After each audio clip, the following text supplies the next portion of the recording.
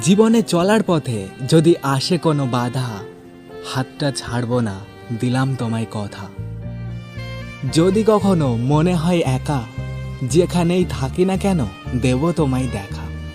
মনে যদি কষ্ট আসে, থাকবো আমি তোমার পাশে। কান্না যদি করো তুমি, জড়িয়ে নেব বুকের মাঝে।